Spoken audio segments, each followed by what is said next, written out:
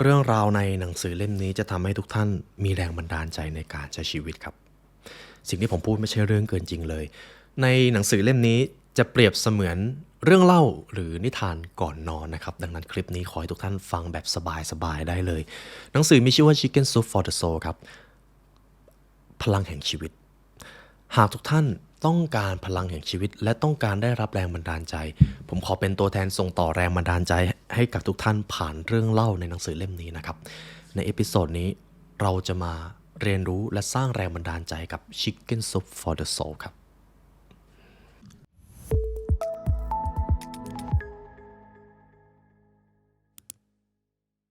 นี่คือวิชาที่ทรงพลังที่สุดที่พวกเราจะมอบให้แก่ท่านมันจะเปลี่ยนแปลงชีวิตของท่านไปสู่ความเป็นไปได้ใหม่ตั้งแต่ระดับกายภาพไปจนถึงจิตวิญญาณหากทุกท่านสามารถทำให้3องค์ประกอบนี้มีพลังงานที่สูงได้ความเป็นไปได้ใหม่จะเกิดครับและทั้งหมดนั้นอยู่ในตัวท่านมาตั้งแต่แรกแล้วการเรียนรู้และการศึกษาคือสิ่งที่กำหนดอิสรภาพในชีวิตด้วยสิ่งนี้จะทำให้คนกล้าคิดกล้าทำกล้าฝันและกล้าจินตนาการด้วยการศึกษาเราจะสร้างโลกใหม่ได้ทั้งใบ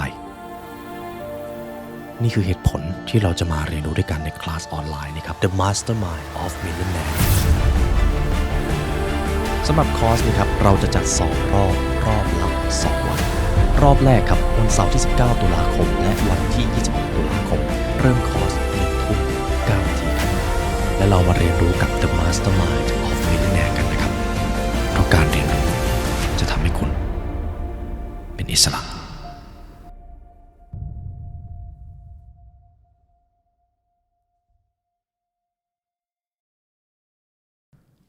พลังแห่งชีวิต Chicken Soup for the Soul ครับหนังสือเล่มนี้ผมจะนำเสนอคุณผู้ฟังว่าฟังแบบผ่อนคลายได้เลยครับเพราะว่าก่อนหน้านี้ผมเชื่อว่าเนื้อหาเราจะหนักพอสมควรมีความเป็นวิชาการแต่หนังสือเล่มนี้ครับต้องขอบคุณทางสำนักพิมพ์ Read It นะครับที่ส่งมาให้เป็นหนังสืออีกเล่มหนึ่งที่ผมตั้งใจจะอ่านเล่นๆครับแต่อ่านไปอ่านมามันลึกซึ้งมากและผมอยากจะนำเรื่องราวในหนังสือเล่มนี้มาเล่าให้กับคุณผู้ฟังจะเปรียบเสมือนนิทานก่อนนอนจะว่าอย่างนั้นก็ได้ครับแต่มีหลายเรื่องมากถ้าทุกท่านฟังไปแล้วทุกท่านจะจำไปทั้งชีวิตเลยผมกล้าเดิมพันครับมีหลายเรื่องราวมากๆที่มันจะไปอยู่ในใจของคุณผู้ฟังไม่ว่าทุกท่านจะต้องการแรงบันดาลใจจากสิ่งใดก็ตามผมเชื่อว่าหนังสือเล่มนี้จะเป็นจุดเริ่มต้นของแรงบันดาลใจเหล่านั้นครับเพราะนี่คือหนังสือที่จะรวบรวมเรื่องราวที่จะกลายเป็นพลังแห่งชีวิตให้กับทุกท่านครับเดี๋ยวผมจะขออนุญาตเล่าคร่าวๆนะครับว่าคอนเซปต์ของหนังสือเล่มนี้เป็นอย่างไรจะเป็นเรื่องเล่าแต่ละหมวดครับเช่นความรักแรงบันดาลใจการตั้งความฝันเพราะสิ่งเหล่านี้ครับพอมันออกมาในรูปแบบเรื่องเล่าคือมันเป็นเรื่องจริงนะครับมีที่มาที่ไปมีชื่อของผู้เล่ามาเต็มที่เลยผมเชื่อว่าคุณผู้ฟังหลายท่านก็อาจกำลังฟังคลิปนี้ก่อนนอนหรือกำลังฟังตอนขับรถฟังได้เลยครับเพราะมันจะเป็นคลิปที่ทำให้ทุกท่านผ่อนคลายแต่ทุกท่านขับรถไปด้วยฟังไปด้วยก็ขอให้ฟังอย่างมีสตินะครับผมกลัวท่านง่วงไม่ใช่อะไรผมจะมาเริ่มที่ส่วนแรกของหนังสือเล่มนี้ครับเราจะมาพูดถึงความรักกันครับ Love คำว่าความรักในที่นี้ในช่วงหลังๆมาผมได้ศึกษาเรื่องนี้มันทรงพลังมากครับคุณผู้ฟัง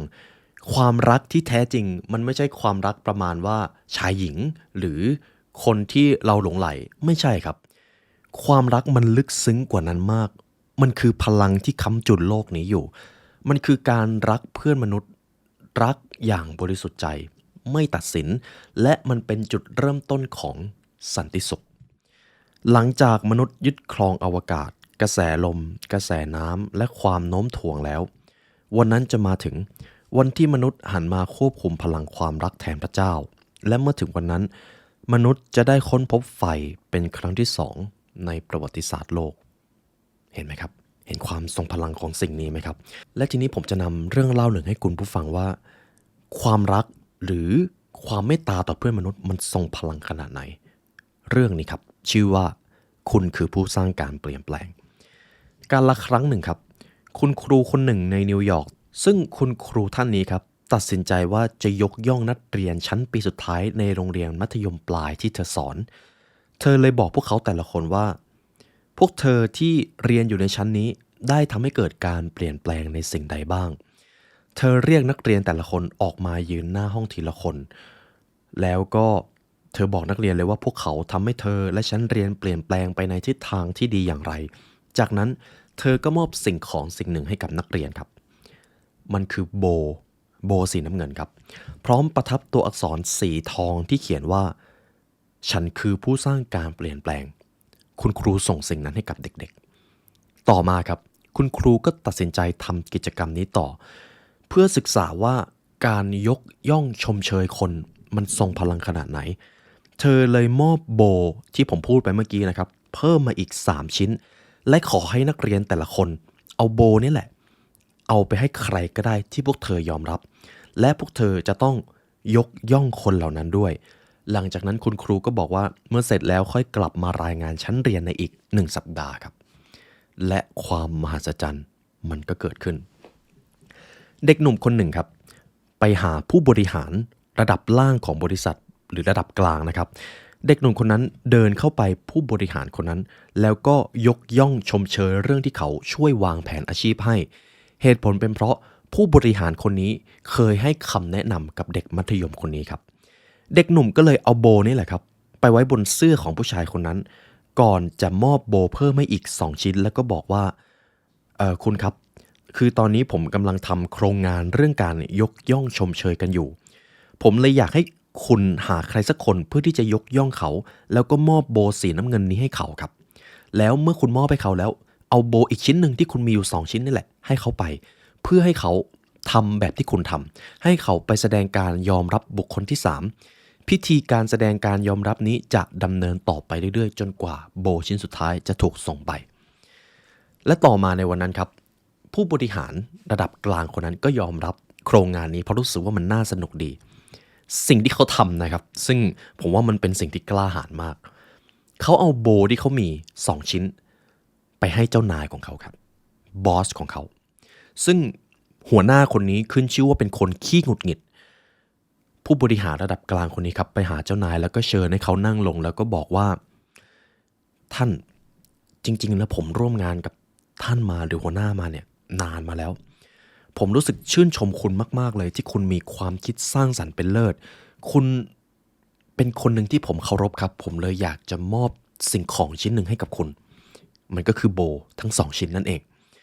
เจ้านายได้ยินดังนั้นครับก็ประหลาดใจมากเพราะปกติเขาเป็นคนขี้หงุดหงิดครับพอผู้บริหารระดับกลางถามว่าคุณจะรับของขวัญเป็นโบสีน้ำเงินได้หรือเปล่าครับและเอาไปให้อีกใครก็ได้ที่คุณชมเชยแล้วอยากยกย่องเขาเจ้านายยังตื่นตะลึงไม่หายครับแล้วก็บอกว่าอ่ะก็ได้เดี๋ยวผมเอาไปทำต่อแล้วกันพอหลังจากนั้นครับผู้บริหารระดับกลางคนนั้นก็หยิบโบสีน้ำเงินมาติดบนเสื้อสูทนะครับตรงตำแหน่งเหนือหัวใจของเจ้านายของเขาและหลังจากนั้นครับเรามาทายกันว่าเจ้านายขี้หงุดหงิดคนนั้นจะเอาโบสีน้ำเงินชิ้นสุดท้ายไปให้ใครในคืนนั้นครับหัวหน้าคนนั้นกลับบ้านไปหาลูกชายวัย14 ปีและกำลังนั่งลงคุยกับเขาหัวหน้าคนนั้นครับพูดว่าลูกวันนี้เกิดเรื่องเหลือเชื่อที่สุดกับพ่อตอนพ่ออยู่ในห้องทำงานมีผู้บริหารระดับกลางคนหนึ่งเข้ามาหาและเขาบอกพ่อว่าเขาชื่นชมที่พ่อมีความคิดสร้างสรรค์เป็นเลิศและเขาก็มอบโบสีน้ำเงินนี้ให้มีอยู่2 อันลองนึกภาพดูสิเขาคิดว่าพ่อเป็นคนมีความคิดสร้างสรรค์เป็นเลิศแล้วก็ติดโบสีน้ำเงินที่เขียนว่าฉันคือผู้สร้างการเปลี่ยนแปลงสิ่งนี้พ่อไม่เคยคิดเลยว่าพ่อจะได้รับแต่พ่อก็ได้รับโจทย์มาว่าพ่อจะต้องยกย่องคนอีกสักคนหนึ่งแล้วก็เอาโบชิ้นนี้ให้เขาระหว่างทางที่พ่อขับรถกลับมาบ้านพ่อก็คิดถึงลูกพ่อจึงอยากยกย่องตัวตนของลูกและนี่คือสิ่งที่คุณพ่อพูดกับลูกของเขานะครับพ่อทำงานยุ่งมากทุกวันเลยพอพ่อกลับมาบ้านพ่อก็ไม่ได้ใส่ใจลูกมากบางครั้งพ่อก็ยังหงุดหงิดใส่ลูกที่ลูกเรียนได้เกรดไม่ดีพอและยังโวยวายที่ห้องนอนลูกเนี่ยมันรกรุงรังเหลือเกินแต่ยังไงก็ตามคืนนี้พ่ออยากจะนั่งตรงนี้และก็แค่บอกให้ลูกรู้ว่าลูกทำให้พ่อเปลี่ยนแปลงไปในทางที่ดีขนาดไหนนอกเหนือจากแม่ของลูกแล้วลูกก็เป็นคนสำคัญที่สุดในชีวิตของพ่อลูกเป็นลูกที่ยอดเยี่ยมมากพ่อเลยขอมอบโบชิ้นหนึ่งให้ลูกครับ ลูกฟังดังนั้นก็ตกตะลึงเลยครับว่า What happened with my dad พ่อของฉันเป็นอะไรเด็กหนุ่มตกตะลึงนิ่งอึ้งแล้วก็สะอื้นครับเขาร้องไห้ไม่หยุดเลยพร้อมกับเงยหน้ามามองผู้เป็นพ่อแล้วก็พูดว่าพ่อคือจริงๆแล้วผมกำลังวางแผนจะฆ่าตัวตายพรุ่งนี้ครับเพราะผมคิดว่าคุณพ่อไม่ได้รักผมเลยแต่ตอนนี้ผมคงไม่ต้องคิดเรื่องอะไรแบบนั้นแล้วล่ะครับจบครับนี่คือเรื่องราวของคุณเฮลิสบริดเจสนะครับผมเชื่อว่าผู้เขียนเรื่องราวนี้น่าจะเป็นคุณครูที่สร้างการเปลี่ยนแปลงคุณผู้ฟังครับเรื่องนี้มันมหัศจรรย์มากนะครับบางครั้งคนใกล้ตัวของเราเพียงแค่เราไปชมเชยหรือยกย่องข้อดีที่เขามีกับใครสักคนหนึ่งมันอาจจะเป็นการเปลี่ยนแปลงมหาศาลเลยครับและมันสร้างการเปลี่ยนแปลงยิ่งกว่าเงินซะอีกครับเพราะสิ่งนั้นมันคือแรงบันดาลใจทีนี้ครับคุณผู้ฟังคนใกล้ตัวของท่านไม่ว่าจะเป็นเพื่อนร่วมงานคนในครอบครัวหรือลูกของท่านถ้าท่านมีท่านได้ยกย่องเขาบ้างแล้วหรือยังเท่านั้นเลยครับเห็นไหมครับความรักมันทรงพลังมากความรักที่บริสุทธิ์ใจความรักที่ปรารถนาในการมองจุดเด่นหรือข้อดีของผู้อื่นมันทรงพลังอย่างยิ่งครับและมันคือสิ่งที่เงินซื้อไม่ได้แน่นอน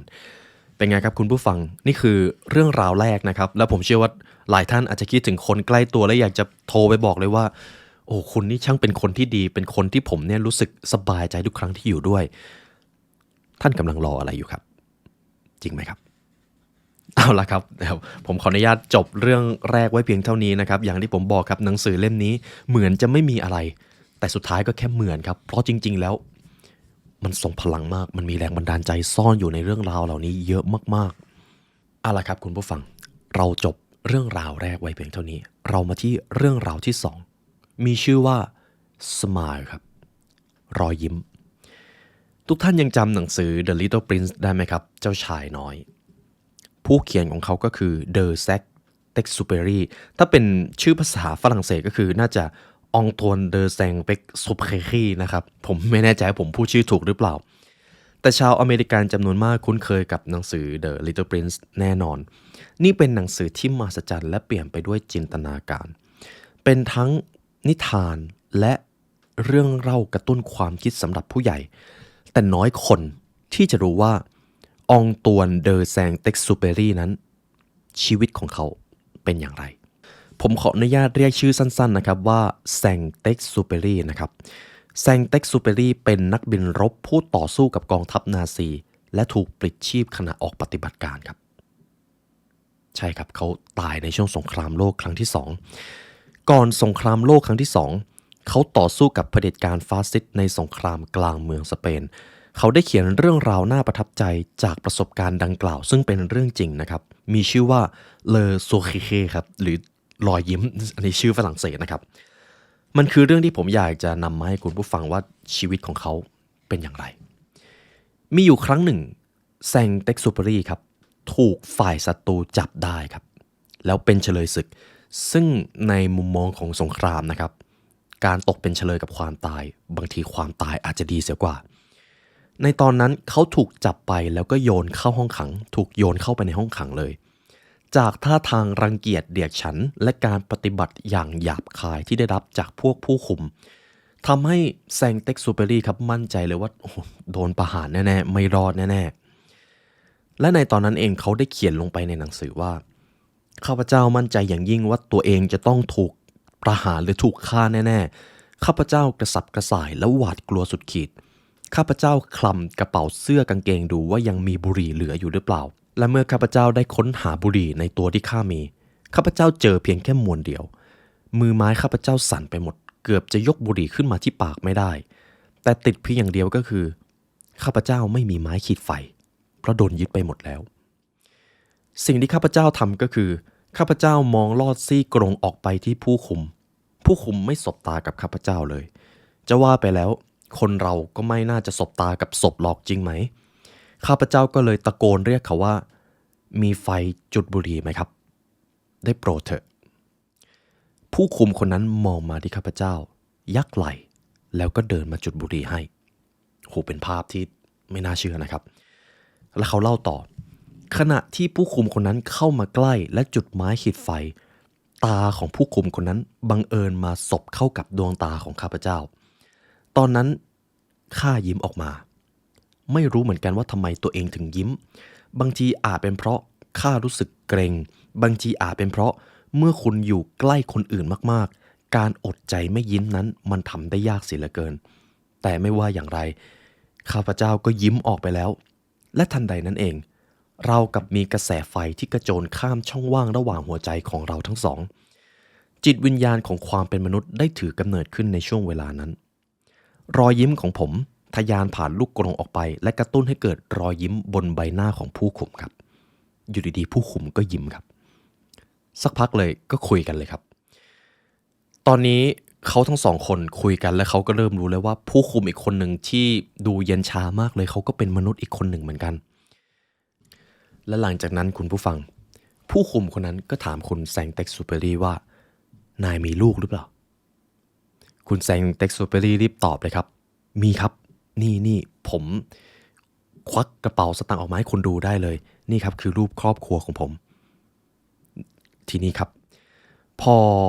ผู้คุมเห็นดังนั้นผู้คุมคนนั้นก็หยิบรูปครอบครัวของเขาออกมาเช่นกันทีนี้เกิดการเชื่อมต่อซึ่งกันและกันครับและทันใดนั้นผู้คุมก็น้ำตาไหลคุณแซงเต็กซูเปอรี่ก็น้ำตาไหลครับทันใดนั้นผู้คุมก็ไขกุญแจเปิดห้องขังและพาคุณแซงเต็กซูเปอรี่เดินออกไปโดยไม่พูดอะไรสักคำครับและเมื่อเขาปล่อยคุณแซงเต็กซูเปอรี่ไปเขาก็เดินหันหลังกลับเข้าเมืองโดยไม่ปริปากพูดอะไรสักคำรอยยิ้มได้รักษาชีวิตคุณแซงเต็กซูเปอรี่ไว้ครับสิ่งนี้ทำให้เขารอดตายจากการตกเป็นเฉลยศึกของสงครามในครั้งนั้นนี่คือเรื่องราวที่ถูกเขียนจากคุณฮานอกแมคคาร์ธีนะครับที่ได้เล่าเรื่องราวของผู้เขียนหนังสือ The Little Prince เขาเป็นชายชาติทหารอีกคนหนึ่งที่ต้องออกไปรบในช่วงสงครามโลกครั้งที่2ก็ขอสดุดีแต่ทหารผ่านศึกท่านนี้ด้วยนะครับผมขอจบเรื่องราวที่2ไว้เพียงเท่านี้เรามาต่อเรื่องราวที่3กันครับคุณผู้ฟังท่านไหนใครมีแฟนมีภรรยาหรือมีสามีบ้างยกมือให้ผมไม่เห็นหน่อยครับถึงแม้ผมจะไม่เห็นแต่ผมขออนุญาตสัมผัสผ่านจิตวิญญาณแล้วกันนะครับท่านใดที่มีคู่ชีวิตมีแฟนหรือมีคุณพ่อคุณแม่แล้วรู้สึกว่ากระทบกระทั่งกันง่ายเหลือเกินเรื่องเล็กๆน้อยๆก็ทะเลาะกันอีกแล้วเรื่องราวนี้จะทำให้ท่านมองเห็นความสงบสุขระหว่างกันและกันครับนี่คือเรื่องเล่าที่มีชื่อว่าเรื่องเล่าสำหรับวันวาเลนไทน์มีสามีภรรยาอยู่คู่หนึ่งครับแลรี่กับโจแอนแลรี่เป็นสามีนะครับส่วนโจแอนเป็นภรรยาเป็นสามีภรรยาธรรมดาคู่หนึ่งครับทั้งคู่อาศัยอยู่ในบ้านธรรมดาถนนธรรมดาทั้งคู่ดิ้นรนทำมาหากินเพื่อให้มีรายได้พอกับรายจ่ายและเลี้ยงดูลูกๆให้ดีที่สุดเช่นเดียวกับสามีภรรยาธรรมดาคู่อื่นๆเลยครับก็คือมีปากเสียงกันบ้างบทสนทนาส่วนใหญ่ของพวกเขาจะเป็นแต่เรื่องที่ว่ามันมีเรื่องอะไรผิดพลาดเกิดขึ้นบ้างแล้วจะต้องโทษใครทำไมคุณไม่ล้างจานทำไมคุณไม่เก็บผ้าประมาณนั้นเลยครับจนกระทั่งวันหนึ่งครับมีเหตุการณ์ที่ผิดธรรมดาที่สุดเท่าที่จะเกิดขึ้นได้กับสามีครับอยู่ดีๆก็กลายเป็นคนละคนวันหนึ่งเขาบอกว่านี่แอนผมมีตู้วิเศษอยู่ใบหนึ่งทุกครั้งที่ผมเปิดลิ้นชักในนั้นจะเต็มไปด้วยถุงเท้าและก็กางเกงในที่ถูกจัดเก็บไว้อย่างเป็นระเบียบผมอยากจะขอบคุณที่คุณพับเก็บม้วนมันไว้ในลิ้นชักตลอดหลายปีมานี้โจแอนที่เป็นภรรยาก็งงครับสามีเป็นอะไรวะโจแอนได้ยินอย่างนั้นก็งงแล้วก็ถามไปตรงๆเลยครับเดี๋ยวแลรี่คุณต้องการอะไรแลรี่ก็ตอบครับไม่มีอะไรผมแค่อยากจะให้คุณรู้ว่าผมซาบซึ้งใจกับลิ้นชักแสนวิเศษก็เท่านั้นเองก็คือตามแบบฉบับภรรยาทั่วไปนะครับก็จะพับผ้าแล้วก็เก็บเข้าลิ้นชักและหลังจากนั้นครับนี่ไม่ใช่ครั้งแรกที่แลรี่ทำอะไรแปลกประหลาดโจแอนลืมเหตุการณ์นี้ไปแล้วจนกระทั่งอีก3 วันต่อมาแลรี่ก็บอกว่าโจแอนขอบคุณนะเดือนนี้จดเลขที่เช็คลงสมุดบัญชีถูกหลายใบเลยคุณจดถูกตั้ง15 ครั้งจากทั้งหมด16 ครั้งเนี่ยถือเป็นสถิติเลยขอบคุณนะครับโจแอนก็งงครับเงยหน้าขึ้นจากเสื้อผ้าที่กำลังเย็บอยู่แล้วก็บอกว่าแลรี่เมื่อก่อนคุณมักจะบ่นฉันอยู่ตลอดเลยว่าฉันชอบจดเลขที่เช็คผิดทำไมคราวนี้ไม่ตำหนิอะไรเลยคือผมจะอธิบายคร่าวๆในยุคนั้นนะครับ มันจะมีการจดเลขที่เช็คที่เอาไว้เบิกเงินกับธนาคารถ้าจดเลขที่ผิดมันก็เบิกไม่ได้นั่นเองซึ่งจากสถิติของเขานะครับก็คือคุณโจแอนที่เป็นภรรยาจะรับหน้าที่นี้เขาทำผิดไปครั้งเดียวครับจดเลขที่เช็คผิดจาก16ครั้งถ้าเป็นช่วงเวลาทั่วไปเวลาปกติถึงแม้จะผิดแค่ครั้งเดียวมันก็จะโดนดุใช่ไหมครับเพราะเรามักจะสนใจข้อผิดพลาดเล็กๆน้อยๆของอีกฝ่ายแต่ครั้งนี้แลรี่ไม่ทำแลรี่ก็เลยบอกว่าไม่มีเหตุผลอะไรหรอกผมแค่อยากให้คุณรู้ว่าผมชื่นชมในความพยายามของคุณโจแอนก็บอกเลยว่าอะไรสิ่งเข้าคุณเนี่ย ประมาณนั้นนะครับแต่อย่างไรก็ตามครับแลรี่ไม่หยุดเพียงเท่านั้นแลรี่ชมฝีมือการทำอาหารเย็นของโจแอนครับพูดไปเลยว่าโจแอนอาหารเย็นวันนี้ยอดเยี่ยมมากนี่คือการเอ่ยปากชมครั้งหนึ่งนะครับและเขาพูดต่อเลยว่าผมชื่นชมความพยายามทั้งหมดของคุณ15 ปีที่ผ่านมาผมว่าคุณน่าจะทำอาหารให้กับผมและลูกๆกินมามากแล้วกว่า 14,000 มื้อต่อจากนั้นครับแลรี่ก็พูดว่าโอ้โหโจแอนบ้านดูเป็นระเบียบเรียบร้อยดีจังคุณขยันจริงๆคุณทำยังไงมันถึงดูดีได้ขนาดนี้และเขาก็บอกว่าขอบคุณนะโจแอนที่คุณเป็นตัวของคุณเองผมมีความสุขเหลือเกินที่ได้อยู่กับคุณตอนแรกๆโจแอนเริ่มรู้สึกวิตกกังวลครับว่าสามีเป็นอะไรวะ ประมาณนั้นนะครับจนกระทั่งวันหนึ่งไม่ใช่แค่โจแอนครับลูกของโจแอนก็มาคุยกับแม่ว่าแม่พ่อน่าจะเพี้ยนไปแล้วล่ะเอาแต่บอกว่าหนูดูดีทั้งที่วันนี้หนูแต่งหน้าแต่งตาแบบนี้แถมยังใส่เสื้อผ้ารุงรังพ่อก็ยังชมนี่ไม่ใช่พ่อแล้วแม่ไม่รู้ว่าพ่อเป็นอะไรไปแล้วแต่ไม่ว่าอย่างไรก็ตามครับคุณผู้ฟังแลรี่ก็ไม่ยอมหยุดครับพยายามชื่นชมและยกย่องข้อดีของคนในครอบครัวผ่านไปหลายสัปดาห์ทุกคนเริ่มชินกับพฤติกรรมแลรี่และทุกคนเริ่มเรียนแบบแลรี่ครับเรียนแบบสามีของตัวเองและคุณผู้ฟังลองคิดภาพนะครับจากครอบครัวที่มีบทสนทนาเกี่ยวกับเรื่องผิดพลาดทะเลาะเบาะแว้งกันอยู่ดีๆเปลี่ยนจากหน้ามือเป็นหลังมือจนวันหนึ่งโจแอนคุยกับแลรี่แล้วก็บอกว่าแลรี่ฉันอยากขอบคุณที่คุณออกไปทำงานและเลี้ยงดูพวกเราตลอดหลายปีที่ผ่านมาฉันคิดว่าฉันยังไม่เคยบอกคุณเลยว่าฉันรู้สึกซาบซึ้งขนาดไหนคุณผู้ฟังเห็นอะไรไหมครับนี่คือความมหัศจรรย์ของการยกย่องครับสุดท้ายแล้วแลรี่ผู้เป็นสามีก็ไม่เคยปริปากบอกเหตุผลเลยว่าอะไรทำให้เขาเปลี่ยนพฤติกรรมจากหน้ามือเป็นหลังมือไม่ว่าโจแอนจะบังคับขอคำตอบขนาดไหนก็ตามมันก็จะยังเป็นปริศนาอยู่จนถึงทุกวันนี้ครับแต่สุดท้ายแล้วนี่คือเรื่องราวของโจแอนลาเซนจากหนังสือพิมพ์ Deseret News นะครับแน่นอนผมว่ามันเป็นเรื่องจริงแน่ๆทีนี้ครับคุณผู้ฟังหากในครอบครัวของท่านหรือคนใกล้ตัวของท่านมักจะมีปากเสียงหรือบั่นทอนกำลังใจเล็กๆน้อยๆกันอยู่ตลอดเวลาเลยนำบทเรียนจากเรื่องราวนี้ไปใช้ดูครับแล้วผมอยากจะรู้คำตอบมากเลยว่าผลลัพธ์จะเป็นอย่างไรแต่ผมเชื่อว่ามันจะออกมาดีแน่นอนนี่ก็คือเรื่องเล่าอีกเรื่องหนึ่งที่ผมนำมาให้คุณผู้ฟังนะครับต่อไปครับคุณผู้ฟังเรามาที่ส่วนที่2ของหนังสือ Chicken Soup for the Soul เรื่องเล่าต่อไปนี้จะทำให้ท่านรักตัวเองครับคุณผู้ฟังคิดว่าการเชื่อมั่นการเคารพในตัวเองการรักในตัวเองสำคัญไหมครับแล้วตอนนี้มีบ้างหรือเปล่าที่คุณเผลอไปพูดจาบั่นทอนตัวเองเช่นโอ้ฉันทำไม่ได้หรอกฉันไม่ประสบความสำเร็จหรอกฉันไม่ได้เก่งฉันไม่ได้รวยเหมือนเขาเคยพูดอะไรแบบนั้นไหมครับถ้าเคยไม่เป็นไรครับเพราะนั่นอาจเป็นภาพสะท้อนที่ดีที่จะทำให้ท่านรู้ว่าท่านอาจจะยังรักตัวเองไม่พอแต่คุณผู้ฟังท่านใดก็ตามที่ให้กำลังใจตัวเองเชื่อมั่นในตัวเองแล้วรู้ว่าวันหนึ่งคุณประสบความสำเร็จคุณมีความฝัน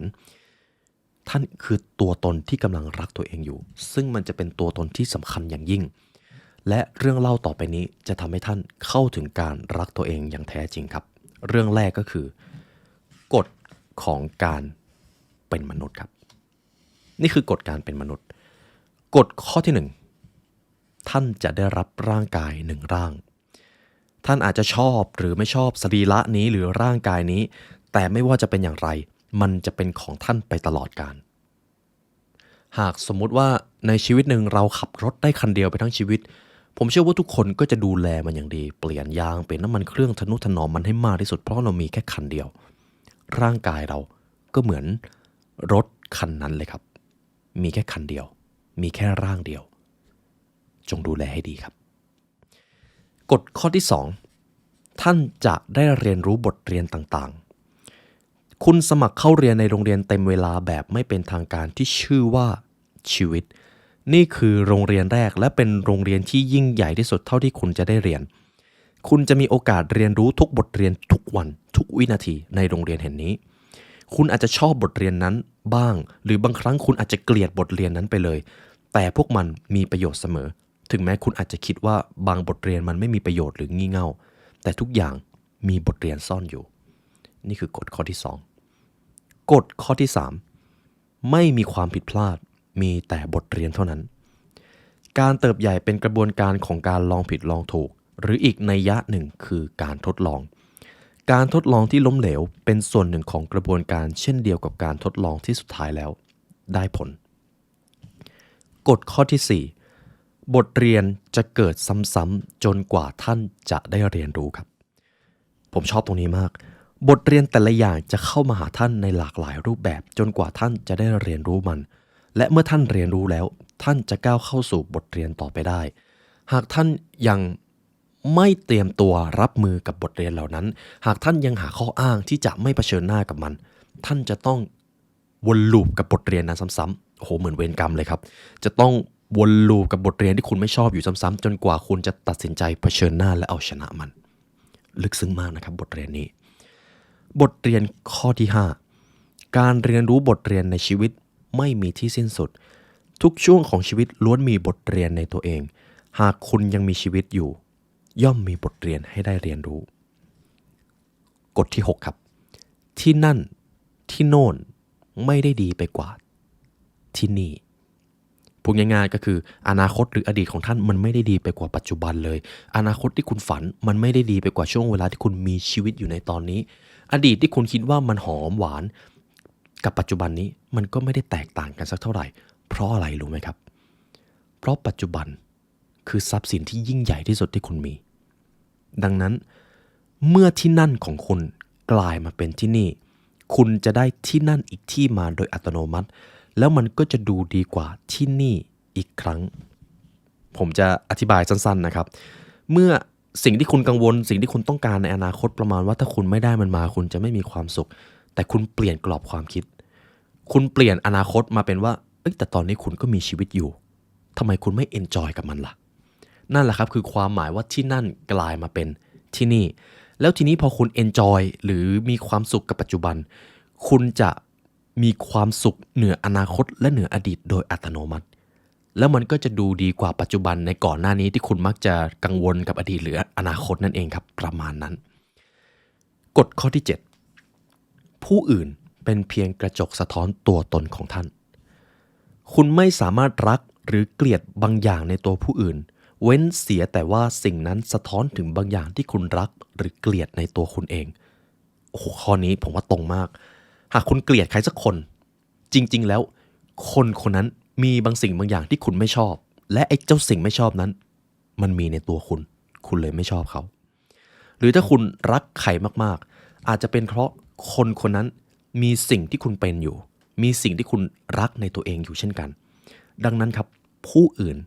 คือกระจกสะท้อนตัวตนกฎข้อที่8คุณจะประสบความสำเร็จหรือไม่ก็ขึ้นอยู่กับตัวท่านหรือขึ้นอยู่กับตัวคุณครับ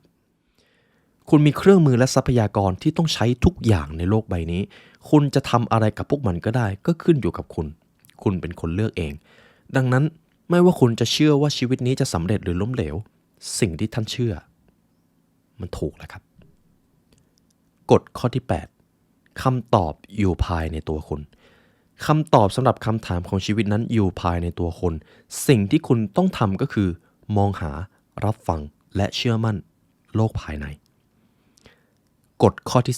10คุณจะลืมสิ่งที่ผมพูดไปก่อนหน้านี้ทั้งหมดครับคุณจะลืมหมดเลยแต่มันจะไปอยู่ในจิตวิญญาณนั่นเองแต่สุดท้ายแล้วมีหลายบทเรียนในชีวิตหลายปรัชญาที่เราเหมือนว่าเรารู้อยู่แล้วแต่เพียงแค่เราลืมเพราะเราลืมสิ่งเหล่านี้ทั้งหมดครับเพราะกฎข้อที่10นี้เองนี่คือกฎของชีวิตนะครับเมื่อคุณผู้ฟังมาตั้งแต่กฎข้อที่1ผมเชื่อว่าท่านจะเข้าใจความเป็นไปของชีวิตมากขึ้นนั่นเองทีนี้ครับคุณผู้ฟังผมมาที่ส่วนที่3แล้วครับเรื่องของการอบรมเลี้ยงดูวันหนึ่งท่านจะมีบุตรท่านจะมีลูก หรือหลายท่านก็มีอยู่แล้วผมว่าบทเรียนนี้จะเป็นบทเรียนที่ทรงพลังมากเป็นสิ่งที่ทำให้ท่านเตรียมพร้อมเป็นเรื่องเล่าหนึ่งจากคุณโดโรธีแอลโนทีครับเด็กเรียนรู้จากสิ่งที่พวกเขาอยู่ด้วยรวมถึงตัวท่านด้วยนะครับฟังเรื่องราวนี้ให้ดีมันทรงพลังมากหากเด็กอยู่กับการตำหนิติเตียนเขาจะเรียนรู้วิธีด่าทอหากเด็กอยู่กับความมุ่งร้ายเขาจะเรียนรู้วิธีทะเลาะวิวาทหากเด็กอยู่กับความหวาดกลัวเขาจะเรียนรู้วิธีประวัติพันพลึงหากเด็กอยู่กับความสมเพศเวทนาเขาจะเรียนรู้วิธีสงสารตัวเองหากเด็กอยู่กับการเยาะเย้ยถากถางเขาจะเรียนรู้วิธีอับอายหากเด็กอยู่กับความหึงหวงเขาจะรู้จักอารมณ์อิจฉาริษยาหากเด็กอยู่กับความละอายเขาจะเรียนรู้วิธีสำนึกผิดทีนี้อีกด้านหนึ่งหากเด็กอยู่กับความยับยั้งชั่งใจเขาจะเรียนรู้วิธีอดทนหากเด็กอยู่กับการให้กำลังใจเขาจะเรียนรู้วิธีเชื่อมั่นในตัวเองหากเด็กอยู่กับความเห็นชอบเขาจะรู้จักตัวเองหากเด็กอยู่กับความเป็นมิตรเขาจะเรียนรู้ว่าโลกเป็นที่ที่น่าอยู่หากเด็กอยู่กับความซื่อสัตย์และไม่ลำเอียงเขาจะรู้จักความจริงและความยุติธรรมคำถามที่คุณจะต้องถามตัวเองและสิ่งที่อยู่รอบตัวก็คือแล้วลูกๆของท่านล่ะอยู่กับสิ่งใดอันนี้ไม่ได้มีคำตอบเลยนะครับแต่เป็นคำถามที่ทรงพลังมากเพราะสุดท้ายแล้วมนุษย์เรียนรู้ได้ดีที่สุดผ่านการเรียนแบบผมมีโอกาสครั้งหนึ่งผมได้คุยกับคุณพ่อมือใหม่แล้วกันครับในตอนนั้นแล้วคุยกันไปคุยกันมาผมจำประโยคหนึ่งที่ผมได้พูดออกไปได้ลูกๆของทุกคนเขาจะไม่ฟังสิ่งที่ท่านพูดเขาจะไม่ทำตามสิ่งที่ท่านสอนแต่เขาจะเรียนแบบสิ่งที่ท่านทำเขาจะเรียนรู้การเป็นตัวตนในแบบที่ท่านเป็นและตอนนี้ท่านกำลังเป็นแบบไหนอยู่ผมจำได้ว่าผมไม่รู้ว่าทำไมผมถึงพูดแบบนั้นไปนะครับแต่มันเป็นประโยคที่ทรงพลังมากและผมก็เหมือนจะพูดกับตัวเองด้วยในสิ่งนี้เพราะผมเชื่อว่าวันหนึ่งพวกเราหลายๆคนก็จะมีลูกใช่ไหมครับและการเลี้ยงดูปูเสือเขาให้ดีเป็นสิ่งสำคัญอย่างยิ่งเพราะสุดท้ายแล้วเขาจะกลายเป็นสิ่งที่สำคัญที่สุดเท่าที่ชีวิตเราจะสร้างขึ้นมาได้นั่นเองครับคุณผู้ฟังเอาละครับเรามาที่เรื่องต่อไปกันและผมต้องบอกกันว่าเรื่องราวที่ผมนำมายังไม่ถึงครึ่งของหนังสือเล่มนี้นะครับเพราะมีเยอะมากได้สรุปหมดนี่ทั้งวันผมยังไม่รู้ว่าจะสรุปจบหรือเปล่าเรามากันที่ส่วนต่อไปกันครับมีเรื่องราวอะไรบ้างที่จะทำให้ทุกท่านได้แรงบันดาลใจเดี๋ยวผมขออนุญาตหาเนื้อหาที่ผมติ๊กไว้ก่อนนะครับลืมครับไม่ใช่อะไรเรามากันถึงส่วนสุดท้ายแล้วนะครับคุณผู้ฟังจะเป็นส่วนของการเอาชนะอุปสรรคในชีวิตเรื่องเล่าต่อไปนี้จะทำให้ทุกท่านอยู่เหนืออุปสรรคผมจะมี2เรื่องซึ่งเป็น2เรื่องสุดท้ายอยากให้ทุกท่านตั้งใจฟังก่อนที่จะเข้านอนหลับฝันดีหรือว่าไปทำงานกันต่อนะครับเรื่องราวนี้มีชื่อว่าพลังของความมุ่งมั่นครับเรื่องนี้ผมเอาไปใช้บรรยายจริงนะครับกาลครั้งหนึ่งครับอาคารเรียนเล็กๆในชนบทหลังหนึ่งอาคารเรียนหลังนั้นจะต้องมีเตาโบราณเตาหนึ่งนะครับเป็นเตาอ้วนพลุ้ยเลยเป็นเตาที่ให้ความร้อนเพราะที่อย่างนั้นเป็นเมืองหนาวเด็กชายเล็กๆคนหนึ่งรับหน้าที่ที่จะต้องจุดเตานี้ในทุกๆเช้าครับเพราะไม่งั้นมันเรียนไม่ได้ครับมันหนาวมากเด็กคนนี้จะไปโรงเรียนแต่เช้าทุกวันเพื่อจุดไฟสร้างความอบอุ่นในห้องก่อนที่ครูและเพื่อนๆจะมาถึงเช้าวันหนึ่งครับพอทุกคนมาถึงก็พบสิ่งหนึ่งที่มันตกตะลึงแล้วมันน่าใจหายมากอาคารเรียนหลังนั้นกำลังถูกเปลวเพลิงกลืนกินพวกเขารีบลากเด็กผู้ชายคนหนึ่งซึ่งหมดสติออกมาจากตัวอาคารเด็กชายคนนั้นก็คือเด็กคนที่จะต้องมาจุดไฟในช่วงเช้าทุกวันนั่นเองเขามีบาดแผลไฟลวกขนาดใหญ่ครับทั่วร่างกายท่อนล่างเลยเขาต้องถูกส่งไปรักษาที่โรงพยาบาลประจำเขตซึ่งอยู่ไม่ไกลมากนักคุณผู้ฟังลองคิดภาพสภาพเด็กคนนั้นนะครับขาของเขาถูกไฟไหม้สาหัสเลยเขานอนอยู่บนเตียงในสภาพครึ่งหลับครึ่งตื่นเขาได้ยินเสียงคุณหมอคุยกับแม่แว่วๆว่าลูกชายของคุณน่าจะไม่รอดแล้วซึ่งมันอาจจะเป็นเรื่องดีด้วยก็ได้เพราะเปลวไฟมันทำลายร่างกายท่อนล่างของเด็กคนนี้ไปยับเยินเลยบางทีการไม่รอดอาจจะดีกว่าก็ได้ครับ ทว่าเด็กผู้ชายคนนั้นมีความคิดผุดขึ้นมาแวบแรกว่าผมยังไม่อยากตายเด็กคนนั้นจึงตัดสินใจว่าจะต้องรอดชีวิตและเขาก็รอดจริงๆครับไม่ว่าจะด้วยเหตุผลใดก็ตามซึ่งมันสร้างความประหลาดใจให้หมออย่างมากเพราะหมอเกือบจะฟันธงไปแล้วนะครับว่าเด็กคนนี้ยังไงก็ไม่รอดแต่เมื่อพ้นขีดอันตรายแล้วเด็กคนนั้นก็ได้ยินเสียงหมอคุยกับคุณแม่เบาๆอีกครั้งคุณหมอบอกว่าท่อนล่างของเด็กโดนไฟไหม้ไปขนาดนี้บางทีเขาน่าจะตายไปดีกว่าเพราะไม่อย่างนั้นเขาจะต้องพิการไปตลอดชีวิตขาทั้งสองข้างมันไม่มีทางใช้การได้เลยเด็กคนนั้นได้ยินแบบนั้นครับเขาตัดสินใจแบบกล้าหาญอีกครั้งหนึ่งว่าชีวิตนี้ผมจะไม่ยอมเป็นคนพิการผมจะต้องกลับมาเดินให้ได้แต่ความจริงก็คือเขาขยับร่างกายไม่ได้เลยครับตั้งแต่ขาลงไปขาที่ผอมรีบได้แต่ห้อยต่องแต่งอยู่อย่างนั้นหมดความรู้สึกทั้งสองข้างเลยครับจนวันหนึ่งเด็กคนนั้นก็ได้ออกจากโรงพยาบาลคุณแม่ของเขานะครับจะนวดขาเล็กๆของเขาให้ทุกวันซึ่งมันรีบไปหมดแล้วมันไม่มีความรู้สึกมันควบคุมไม่ได้แต่ทว่าเด็กคนนั้นก็ยังมีความมุ่งมั่นเด็ดเดี่ยวว่า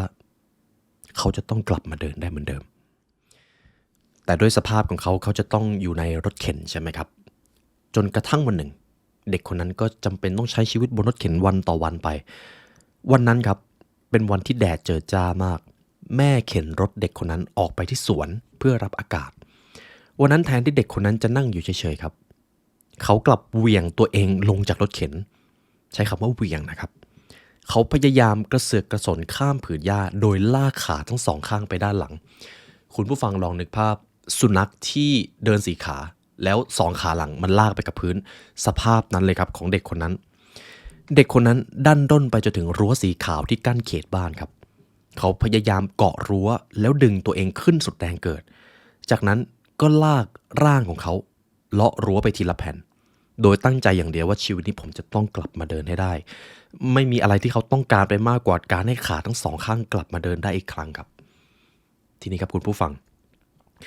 คือเด็กคนนั้นนะครับเขาพยายามทำแบบนี้ครับเอาตัวเองออกจากรถเข็นลากตัวเองไปที่รั้วแล้วก็จับรั้วเดินไปทีเรื่อยๆเรื่อยๆจนสนามหญ้าที่เขาคลานนะครับมันเรียบไปเลยครับ